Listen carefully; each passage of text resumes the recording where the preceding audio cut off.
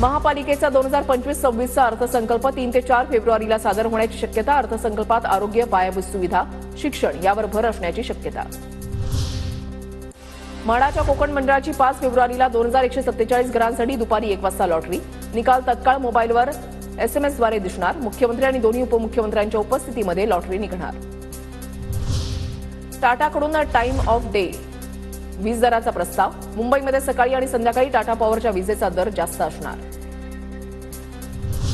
कोकण रेल्वेला डावलणाऱ्या मध्य रेल्वेला हायकोर्टाचा दणका. सोमवारपर्यंत निविदा सुरू ठेवण्याचे आदेश. पाचोरा जामनेर 53 किलोमीटर लांबीचे रेल्वे रूळ दुरुस्ती आणि पुलाच्या कामाच्या निविदेमधून कोकण रेल्वेला वगळण्यात आल्यानंतर हायकोर्टामध्ये धाव. मुंबईमध्ये पुढील 2 दिवसांमध्ये उष्णता वाढण्याची शक्यता. हवामान खात्याचा अंदाज. ढगाळ वातावरणामुळे कमाल तापमानामध्ये घट. मुंबई शहरातील व्यावसायिक झोपडपट्ट्यांना मालमत्ता कर लावण्याचा पालिकेचा निर्णय. मुंबईतील विविध झोपड्यांचे सर्वेक्षण करण्याचे काम सुरू. महसूल वाढवण्यासाठी कर लावला जाणार. मुदत ठेवींबाबत चिंता करण्याचं कारण नाही. पालिकेकडून मोठ्या प्रकल्पांसाठी पुढील 2 वर्षांचं आर्थिक नियोजन. पालिका आयुक्त भूषण गगराणी यांची माहिती.